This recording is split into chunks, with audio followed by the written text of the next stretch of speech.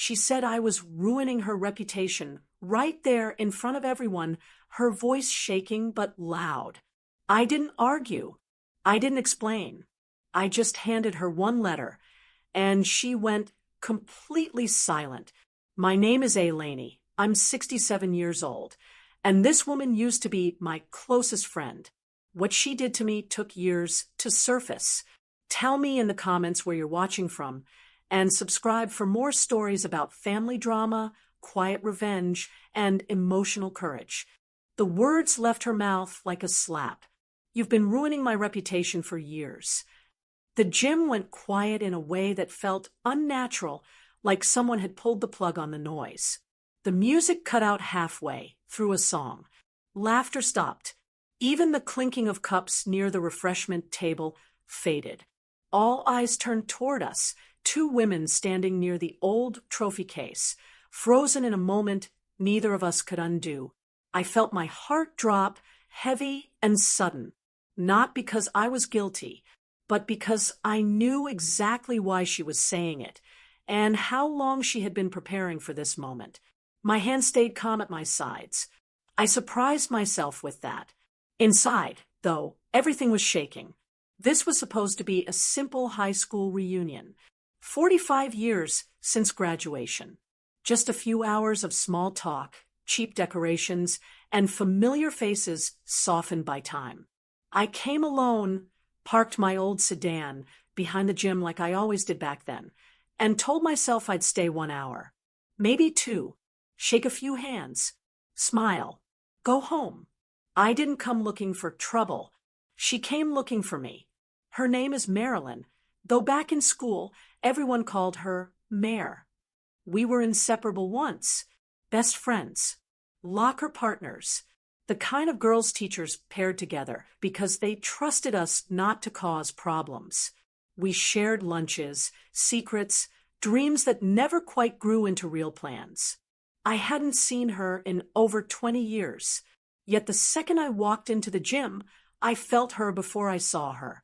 That tight feeling in the chest, the quiet warning you get when an old wound hasn't healed as much as you thought.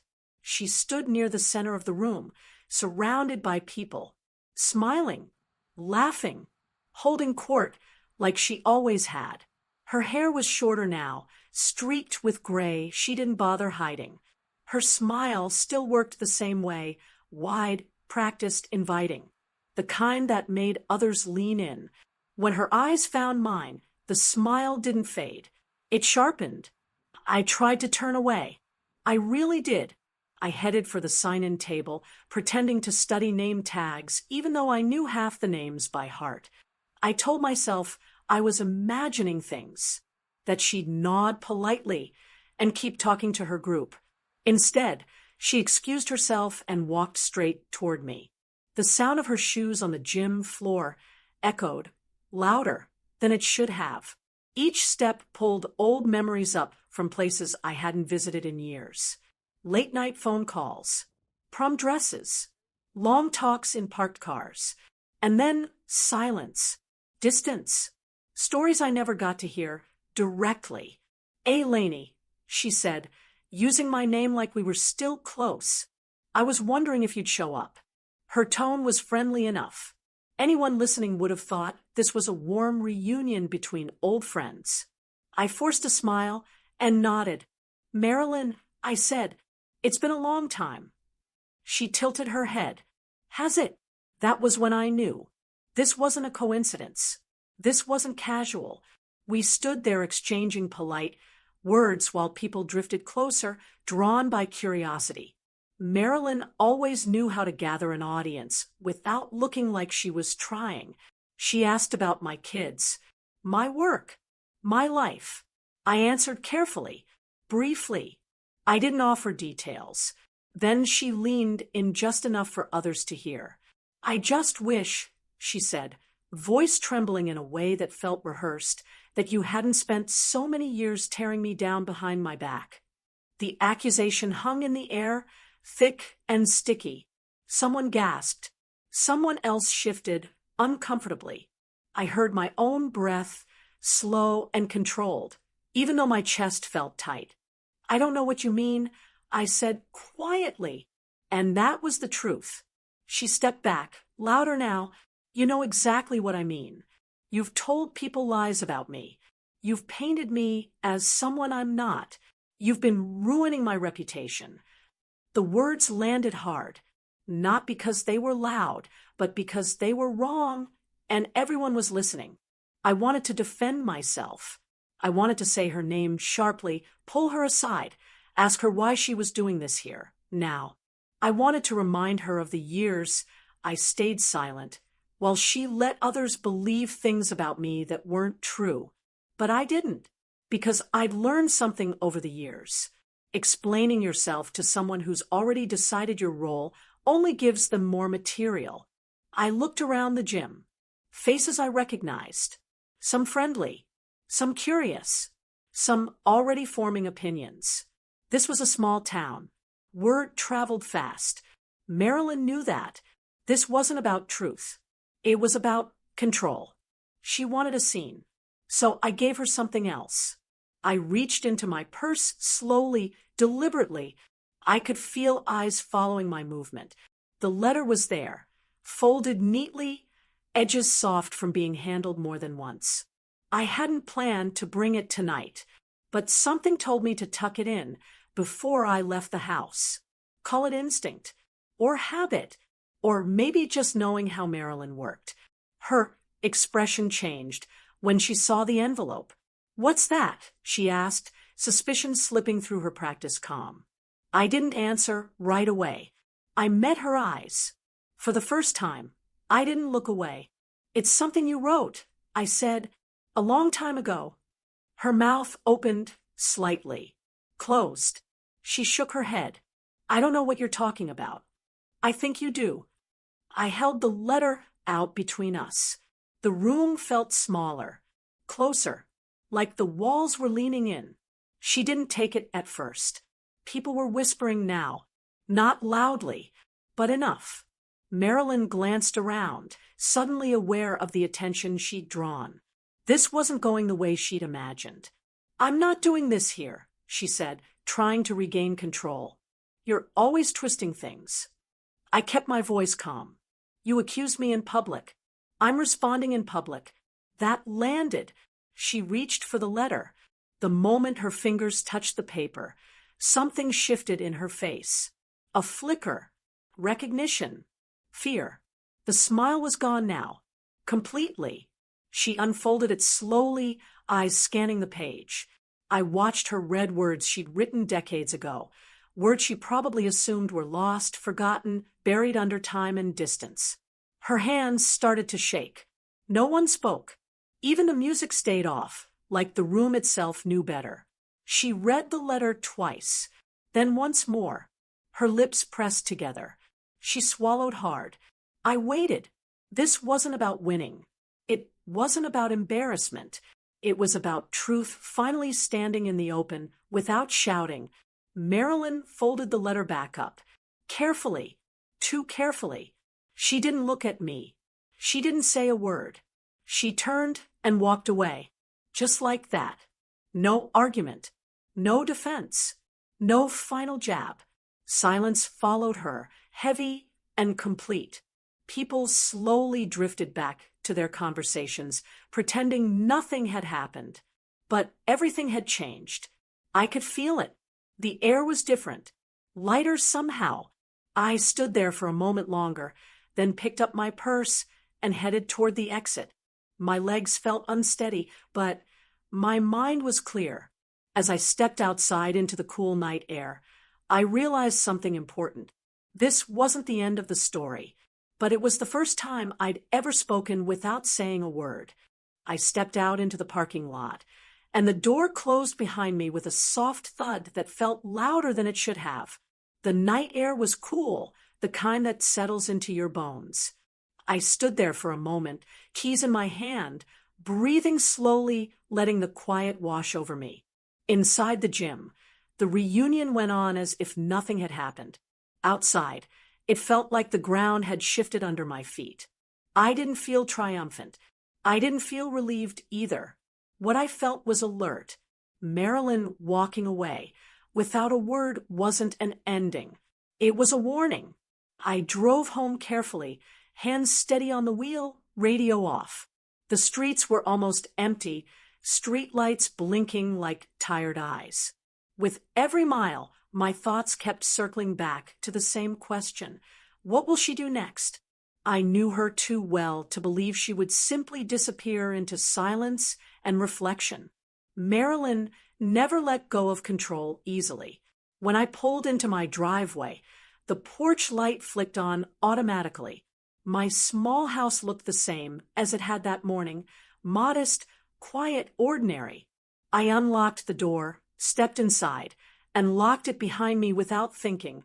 Only then did I realize my shoulders were tense, my jaw tight. I set my purse down and leaned against the kitchen counter.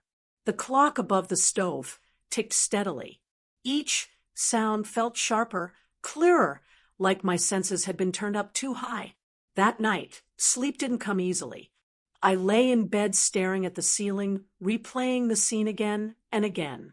Marilyn's face, as she read the letter, the way her confidence drained away, the silence that followed her exit.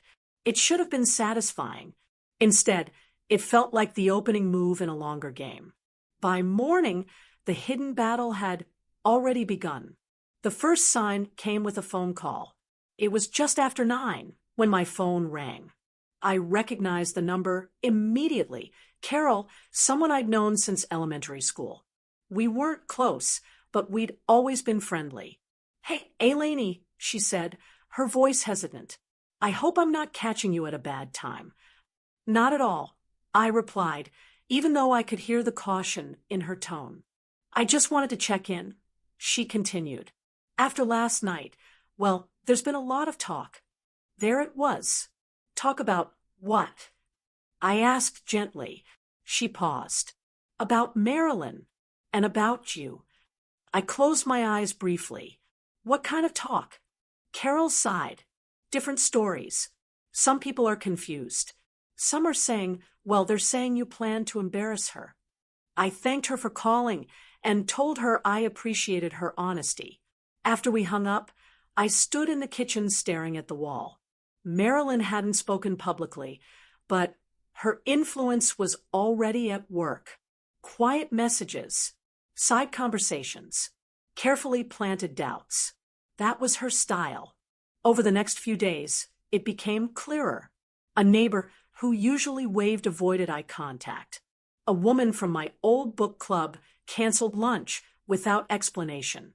A mutual acquaintance unfriended me online. None of it was loud or dramatic. That's what made it worse. It was subtle, slow, designed to isolate. I realized then that Marilyn didn't need to speak directly. She let others do it for her. I refused to panic. Instead, I started paying attention. At the grocery store, I noticed how conversations stopped when I entered an aisle. At the post office, I overheard my name spoken softly, followed by a quick change of subject. It hurt, but it also sharpened my focus. This wasn't about facts anymore. It was about perception, and perception could be challenged. I began keeping a small notebook in my purse. Nothing fancy, just dates, names, moments. Who said what? Who looked uncomfortable? Who avoided me? It wasn't about collecting proof for anyone else.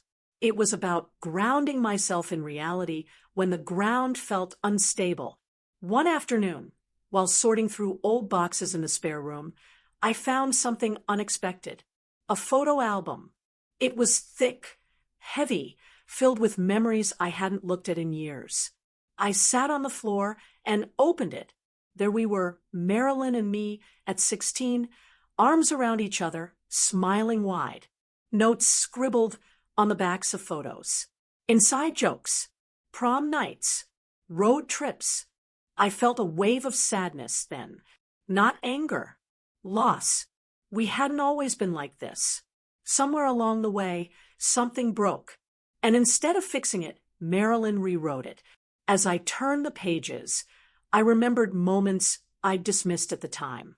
Small slights, comments that stung, stories she told that didn't quite line up. I brushed them off, eager to keep the peace. That was my mistake. The next twist came unexpectedly. I received an email from Janice, another former classmate. We'd barely spoken since graduation. The subject line read, "I think you should know." My heart pounded as I opened it. Janice wrote carefully, choosing her words with care. She explained that after the reunion, Marilyn had reached out to her privately. The message wasn't angry. It was emotional. Marilyn painted herself as a victim, someone blindsided and hurt. She suggested I'd been holding on to bitterness for years. But Janice noticed something odd. She asked me to confirm things I knew weren't true. Janice wrote. When I didn't, she changed the subject. That didn't sit right with me. I read the email twice. Janice ended with, "I don't know the whole story, but I felt uncomfortable. I wanted you to be aware." I sat back in my chair, stunned. This was new. Someone questioning Marilyn's version without me prompting it. The hidden battle wasn't entirely one-sided. Encouraged, I reached out to Janice. We spoke on the phone that evening. Her voice was warm but cautious. "I'm not taking sides," she said. "I just don't like being asked to repeat things that don't match what I saw." I thanked her. After we hung up, I felt a small but steady shift inside me. The truth didn't need to be loud. It just needed space. Still, the pressure continued. One evening, I received a text from an unknown number. "You should have let it go." That was all it said. I stared at the screen, my hands cold. I didn't respond. I deleted the message and turned my phone off for the night. Fear tried to creep in, but I refused to let it take hold. This wasn't a threat. It was a reminder of how uncomfortable the truth made some people. The next morning, I ran into Linda at the library. We'd volunteered together years ago. She looked nervous when she saw me, but she didn't turn away. "Can I ask you something?" she said quietly. "Of course." "Did Marilyn ever twist things?" "Just a little." Her eyes searched my face. I didn't rush to answer. "Yes," I said finally. "She did." Linda exhaled. "I thought so." Something about the stories didn't add up. That moment mattered more than she knew, not because I needed validation, but because it showed me that people were thinking, questioning, paying attention. The battle wasn't happening in public view. It was happening in quiet conversations, in moments of doubt, in the space between what was said and what felt true. At home, I continued sorting through old papers, not to dig up dirt, but to understand my own history. Letters, cards, notes exchanged during difficult years. Patterns emerged. Marilyn had a habit of shifting blame, of framing herself as misunderstood whenever conflict arose. Seeing it laid out piece by piece was both painful and clarifying. One afternoon, I caught myself laughing softly at the irony. For years, I'd been afraid of causing trouble. Now, by doing nothing more than standing still, I'd unsettled an entire narrative. That realization brought a quiet strength. I stopped avoiding public places. I held my head high at the grocery store. I smiled when people met my eyes. I didn't explain. I didn't defend. I simply existed, calm and present. Some people softened. Others stayed distant. Both were fine. Then came the call that surprised me most. Marilyn's sister. We hadn't spoken in decades. Her voice sounded older, tired. "I don't want to get involved," she said quickly, "but I want you to know. Marilyn hasn't been sleeping. She's upset, confused." I listened without interrupting. "She keeps saying she didn't expect you to do that," her sister continued. "I don't know what that letter said, but it shook her." After the call ended, I sat quietly, absorbing it. I didn't feel satisfaction. I felt clarity. The hidden battle wasn't about winning others over. It was about standing firm while the truth worked its way through cracks it created naturally. That night, as I placed my notebook back in my purse, I realized something important. I wasn't fighting Marilyn anymore. I was protecting myself. And for the first time in a long while, that felt enough. And for the first time in a long while, that felt enough. I stood in my bedroom, holding that thought gently, like something fragile. The house was quiet, late afternoon, light spilling through the curtains in long stripes across the floor. I should have felt done, settled, but instead, a slow awareness crept in. This calm I felt wasn't the end of anything. It was the space before a decision. I sat on the edge of the bed and looked at the small desk near the window. It had been there for years, mostly unused, a place where old mail gathered and pens dried out. I hadn't written anything important by hand in a long time. Still, my eyes kept returning to it. The letter, the one I had already handed her at the reunion, was not the only thing I had. It was only the first truth, the one that stopped her mid-sentence. But over the days since, I'd realized something important. Silence alone wasn't protection. Marilyn's quiet didn't mean the story was finished. It only meant she was recalculating. If there was going to be peace, real peace, it wouldn't come from reacting. It would come from preparation. I pulled the chair back and sat down. The wood creaked under my weight. I opened the drawer and found a yellow legal pad, its edges worn. It felt familiar in my hands, grounding. I didn't start writing right away. I just sat there, pen resting between my fingers, listening to the clock tick on the wall. What do you write to someone who's spent years rewriting you? That question followed me through the next few days. I thought about anger first, how easy it would be to let it guide my words, to list every hurt, every rumor, every door quietly closed because of her careful storytelling. But anger burns too hot. It leaves marks you don't always intend.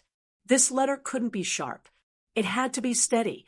I took the legal pad with me everywhere, kitchen table, porch, even the car when I sat parked somewhere quiet. I wrote fragments, single sentences, dates without explanation, names, moments that had stuck with me for decades, not accusations, facts. That distinction mattered more than I expected. One morning, while stirring oatmeal on the stove, a memory surfaced, so clearly it stopped me mid-motion.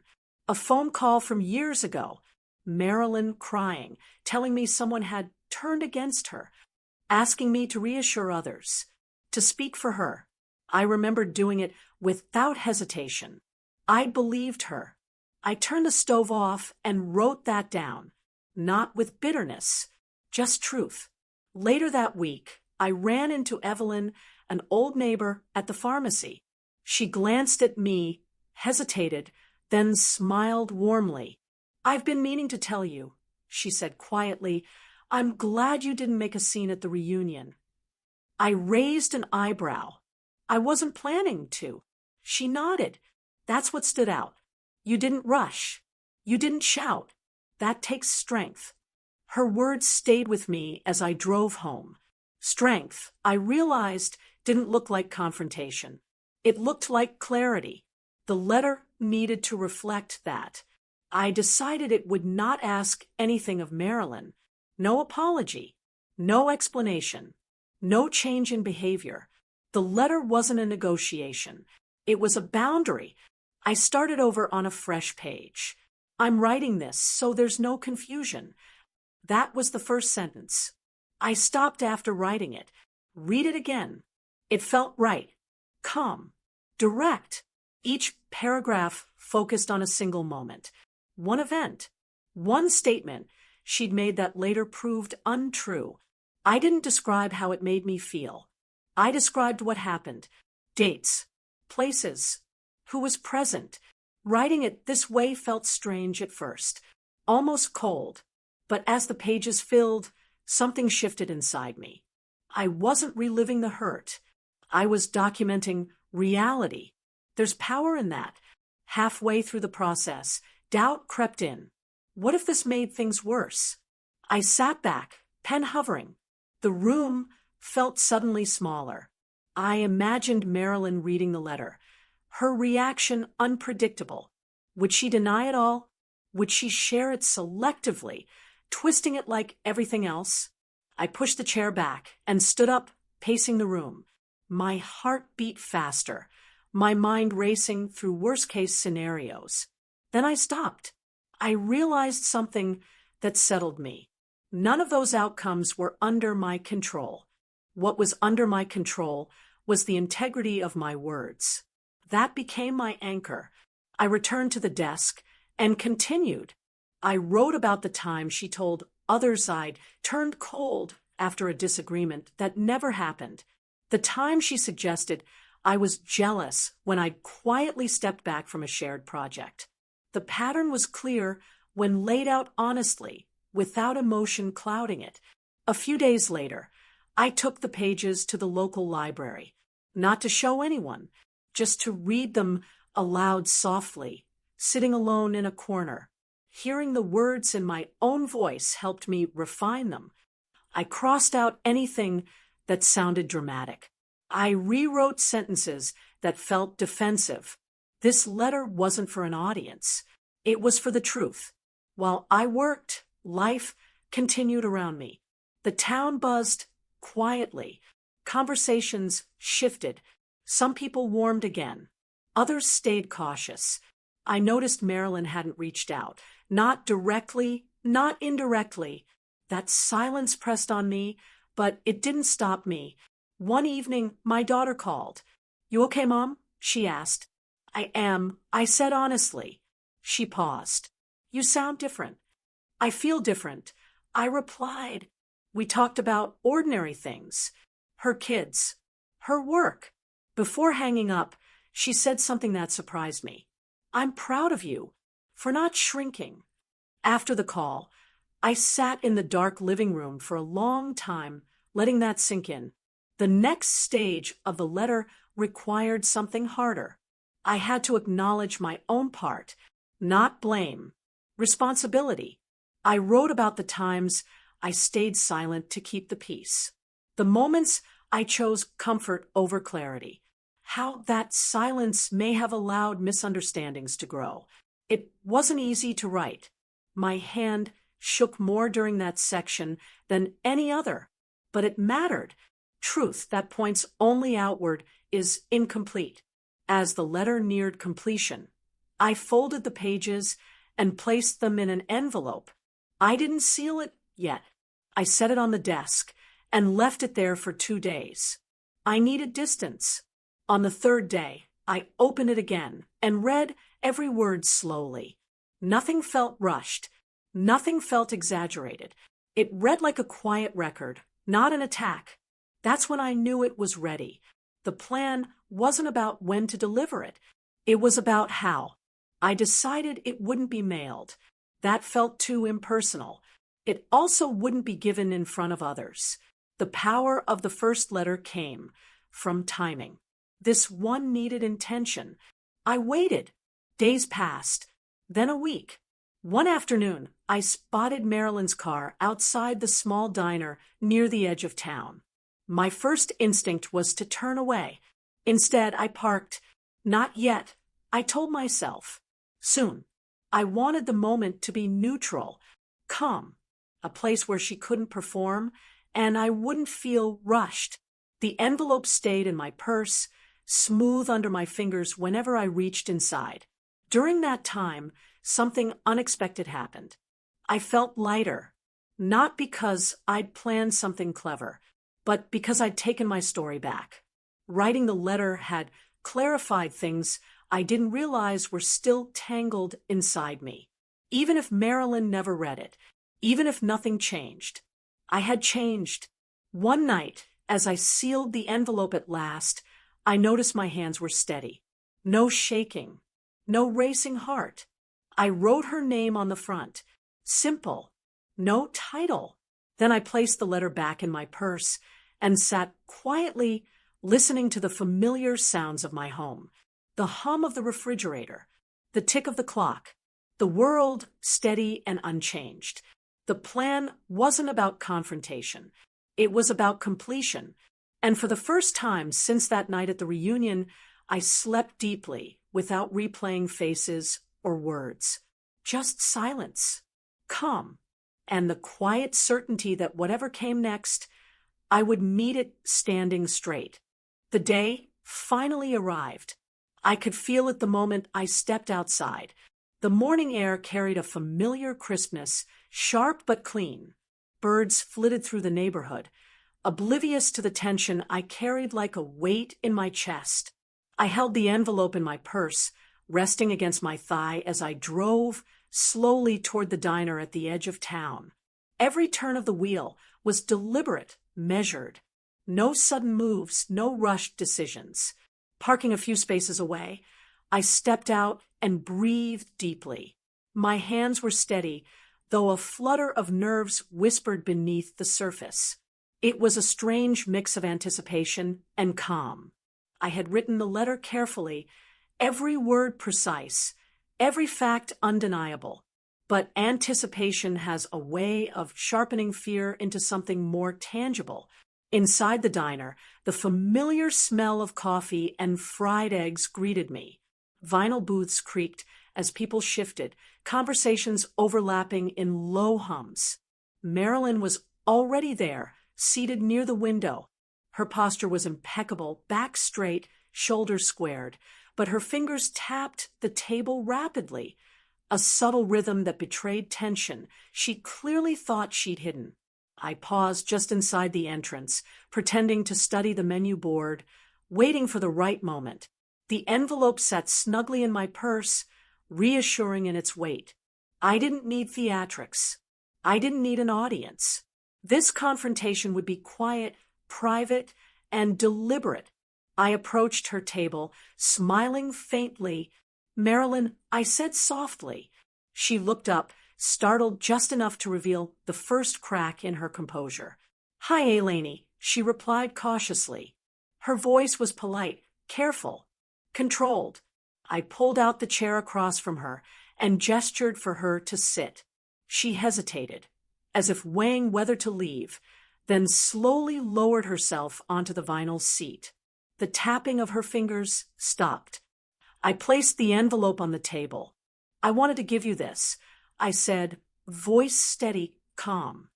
Her eyes narrowed, flicking to the envelope and back to me. "What is it?" she asked, lips tight. I leaned back slightly, keeping my tone neutral. "Just some things I think you should read. Old things.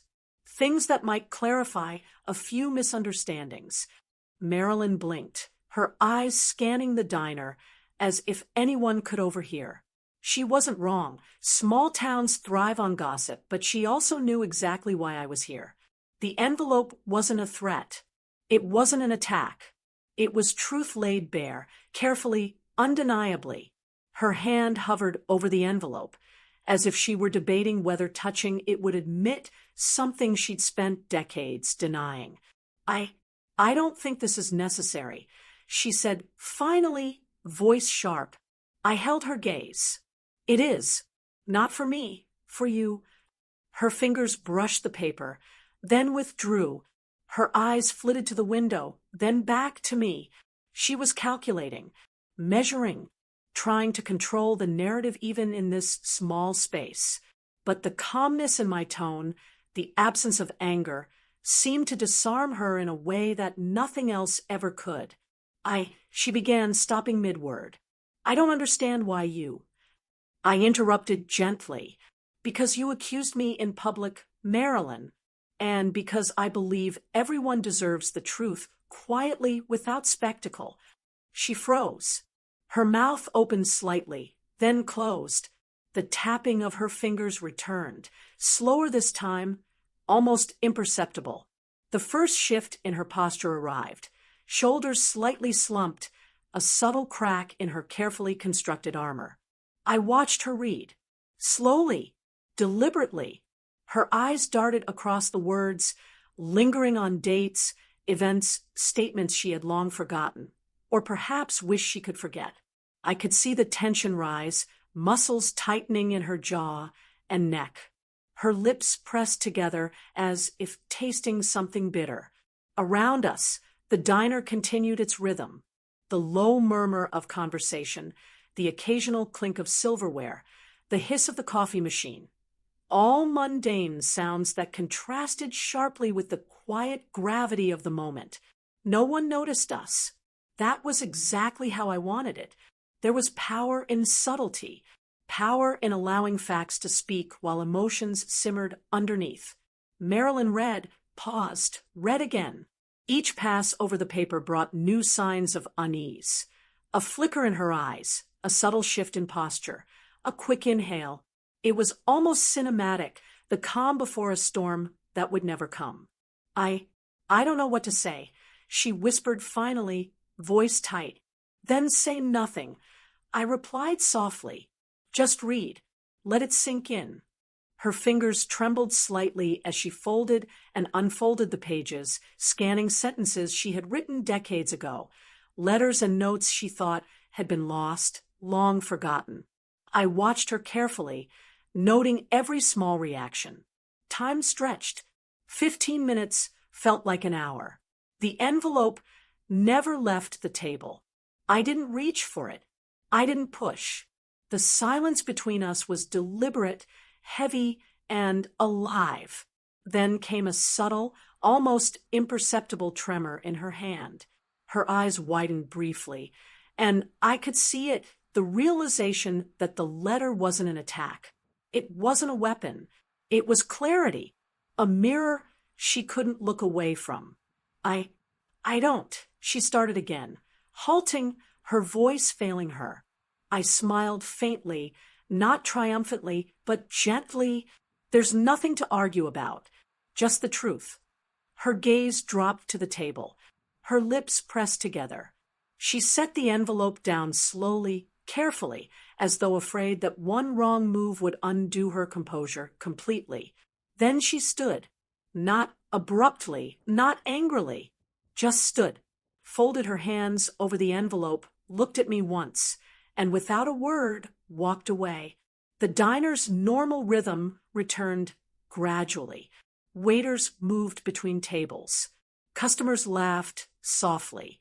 The mundane world had absorbed the gravity of the moment like water around a stone. I sat for a moment longer, absorbing what had just occurred. My hands rested lightly on the table, my breathing slow and deliberate. There was no shouting, no dramatic confrontation, no victory dance. Just quiet, undeniable truth. A waitress approached, smiling politely. "Can I get you something?" I shook my head. "No, thank you." She nodded, moved on. The world had resumed, indifferent to our private battle. I retrieved the envelope, now just paper and ink, and placed it back in my purse. The weight was familiar, grounding. I realized something profound in that moment. The confrontation itself wasn't about humiliation or revenge. It was about reclaiming space, reclaiming truth, and standing firmly without needing validation. Outside, the sun had shifted slightly in the sky, casting longer shadows across the parking lot. I walked to my car, each step deliberate, feeling lighter, steadier. Not because Marilyn had reacted in a certain way, but because I had done what I needed to do. The battle wasn't over.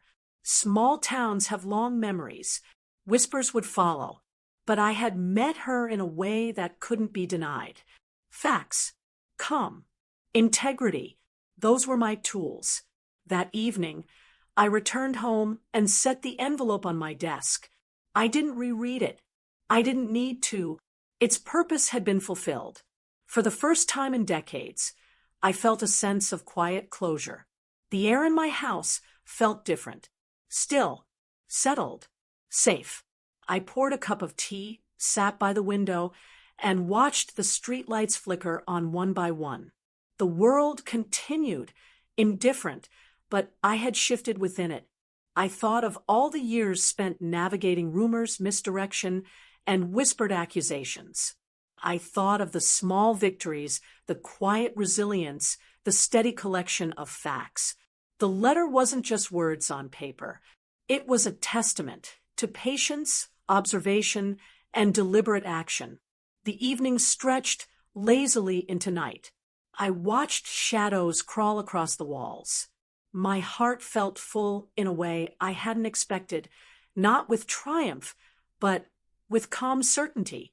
I had confronted her, not with anger, not with spectacle, but with the undeniable truth. And in that truth, I found my own peace. The envelope rested on my desk, ordinary and heavy at the same time. I didn't touch it that night. I poured a cup of chamomile tea instead, letting the steam curl slowly into the air, carrying with it a strange sense of calm. For the first time in years, I didn't feel the weight of her accusations pressing down on me.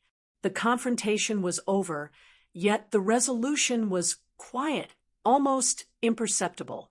It wasn't loud or dramatic, but it was there, subtle and permanent. I spent the evening in the living room, sunlight fading behind the curtains, shadows stretching across the wooden floors. I reflected on everything, decades of small betrayals, whispered rumors, quiet manipulations, and the suffocating feeling of being misrepresented by someone I once trusted completely. Each memory passed through my mind, but instead of pain, I felt a strange clarity. Each incident, each slight, was a piece of the puzzle. And now, finally, I had the whole picture. The next morning, the town seemed unchanged. Neighbors went about their routines. Cars passed by the streets with the usual hum of engines. Shops opened. Kids played in yards. Life, indifferent and constant, carried on. But my perception of it had shifted. Every small smile from a passerby, every nod from someone at the grocery store felt different. I wasn't waiting for approval or recognition. I was simply existing, grounded in my own truth. Over the next few weeks, subtle changes began to occur.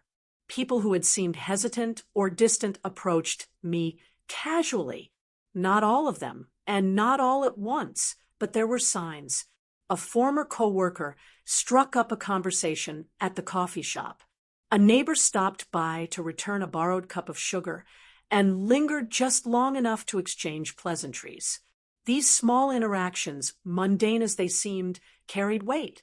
They were markers of acknowledgement that my presence and my story mattered, quietly but undeniably. I also noticed Marilyn avoided direct contact entirely. She was still present in the same spaces, the library, the diner, the small stretch of Main Street where she often walked, but she moved around me with a kind of cautious avoidance. Her silence wasn't dramatic. It was deliberate. Every time I saw her glance, quickly and subtly in my direction, I knew she was processing the undeniable facts she had read. And though she said nothing, the quiet spoke volumes. One afternoon, I received a letter. Not from Marilyn, not from anyone I expected. It was from Janice, the former classmate who had reached out after the reunion. She had written to say that after seeing Marilyn's reaction, though she didn't explain details, she had felt compelled to reconnect. Janice shared small, heartfelt observations about what she had noticed in the interactions between people who had been caught up in the town's whispers. She remarked on the subtle shift in awareness, the slow but tangible acknowledgement that truths couldn't be hidden forever. I smiled as I read Janice's words. It wasn't triumph. It wasn't victory over someone else. It was validation of the quiet strength that comes from patience, clarity, and steadfastness. The letter reminded me that sometimes the most powerful resolutions are invisible to the world. They exist only in how one holds themselves and responds to life's challenges. That evening, I walked to the local park. The late autumn sun cast long, golden beams across the grass. The air was crisp, filling my lungs with a sense of renewal. I watched children chase one another across the playground and dogs tug at leashes, their owners laughing at small victories and sudden tumbles. Life was simple, ordinary, and beautiful in its continuity. For the first time in years, I felt a profound sense of connection, not to the drama, not to the gossip, but to the quiet rhythm of existence. I thought about Marilyn, her silence, her avoidance, her unspoken acknowledgement. I realized that resolution isn't always about confrontation or revenge. Sometimes it's about allowing the truth to stand unaltered and observing the consequences unfold naturally. By staying grounded, I had allowed the facts to speak for themselves without embellishment or escalation. Weeks turned into months, and the subtle changes solidified. Some of Marilyn's closest friends, people I had long thought influenced by her narratives, approached me in private moments. They didn't apologize overtly. They didn't comment on her actions. They simply treated me with respect, acknowledgement, and cautious warmth. In a town built on proximity and shared history, these small gestures were monumental. I also began reconnecting with people I had drifted from during the years of subtle exclusion. A former volunteer at the library, who had once been hesitant to engage in conversation around Marilyn, invited me to assist with a reading program. Another acquaintance from the book club asked for my input on a local charity event. These invitations weren't dramatic. They were ordinary, simple, and yet profoundly satisfying. I realized that reclaiming one's voice often begins with small steps, showing up, engaging with quiet dignity, and allowing others to respond in their own time. Even Marilyn's presence became less of a source of tension. I would see her in the library or at the diner, and while she avoided interaction, there was no longer a palpable sense of fear or hostility emanating from her. It was as if a chapter had quietly closed, leaving space for both of us to exist independently in the same small town without constant friction. One crisp evening, as I sat on my porch sipping tea, my neighbor Linda stopped by. She had always been observant, quietly empathetic. "Ailany," she said softly, "you've handled all of this with such calm. I just wanted you to know I see it." I smiled, warmth rising in my chest. "Thank you, Linda. That means a lot." She lingered briefly, chatting about small, everyday matters, then left. The encounter, ordinary as it seemed, carried the weight of genuine acknowledgement.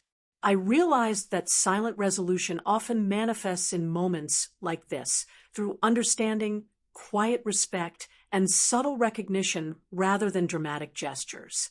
In the weeks that followed, I found myself reflecting more on my own growth. I recognized that the battle with Marilyn had revealed not just her character, but mine. I had learned patience, observation, and the profound power of subtlety. The act of writing the letter, confronting her calmly, and allowing the truth to unfold without spectacle had changed me. I felt more grounded, more secure, and more connected to my own values than I had in decades. There were days when memories of past tensions would resurface. A glance in the grocery store, a hushed conversation nearby, a flicker of recognition in a friend's eyes, all reminded me of the years of manipulation and rumor. But these moments no longer carried the weight of anxiety or dread. Instead, they were markers of distance traveled, lessons learned, and strength reclaimed. I also noticed that the town itself seemed to shift, subtly but undeniably. Conversations became less about whispered speculation and more about shared stories, activities, and projects. People were kinder in small ways. Smiles lingered, greetings were warmer, and interactions felt more genuine. The quiet influence of truth, patience, and steady presence had ripple effects, even if not everyone recognized them immediately. One late afternoon, I found myself walking along the old trail behind my house. Leaves crunched underfoot. The air was tinged with the first frost of winter. I paused at the small wooden bench I had often used for reflection. Sitting there, I allowed myself to breathe deeply, taking in the crisp air, the rustling branches, and the fading warmth of the sun. For the first time in years, I felt entirely at peace. The confrontation, the battles, the subtle tensions, they had all led me here to a moment of profound clarity and calm. Marilyn's absence from my daily life, though still noticeable, no longer carried tension. Her silence became a neutral presence rather than a source of fear. And in this quiet, ordinary space, I realized that resolution does not require apology, acknowledgement, or dramatic restitution from others. Sometimes it exists entirely within oneself in the reclaiming of dignity, voice, and inner peace. Over the next few months, I allowed myself small joys I had neglected during years of quiet tension. Morning walks with the dog, unhurried visits to the library, afternoons spent writing letters to friends far away, and evenings with my daughter on the phone sharing ordinary stories of life and laughter. Each moment, mundane yet profound, reinforced the understanding that life's richness often emerges from the quiet, steady cultivation of peace rather than the dramatic clashes of conflict. By the end of winter, I had established a rhythm that felt natural, unforced, and deeply satisfying. The letter, now tucked safely away, had served its purpose. Marilyn's avoidance continued, but it no longer mattered. The town had resumed its quiet routines. Friends and neighbors treated me with the respect and warmth that comes from seeing someone navigate life with patience and integrity. And within me, a lasting sense of calm and empowerment had taken root. I realized that silent resolution is not about controlling others or securing validation. It is about reclaiming one's narrative, standing firm in truth, and allowing life to unfold with measured patience. It is about living authentically, free from the weight of misrepresentation, and allowing the natural course of understanding and recognition to emerge over time. In the end, I understood that confrontation and battles may be necessary, but true peace arrives quietly. It arrives not with loud vindication or public applause, but in small, steady moments of self-assurance, dignity, and grace. As I sat on my porch one evening, watching the sunset paint the sky in shades of orange and pink, I allowed myself to smile genuinely. The battles, the letters, the silent confrontations, all had led me to this point. And for the first time in decades, I felt whole. As I sit here on my porch, the evening sky stretching in hues of deep amber and soft lavender, I realize how quiet victory can be. There's no fanfare, no dramatic acknowledgement, no applause from the world around me. And yet, it is the most profound victory I've ever known. For years, I carried the weight of whispers, the tension of half-truths, and the anxiety of feeling misrepresented by someone I had once trusted completely. That weight isn't something that simply disappears with confrontation or a letter. It lingers, a reminder of the carelessness of others and the lessons life insists we learn the hard way. But now, after months of careful observation, subtle actions, and unwavering patience, I feel that weight lighten.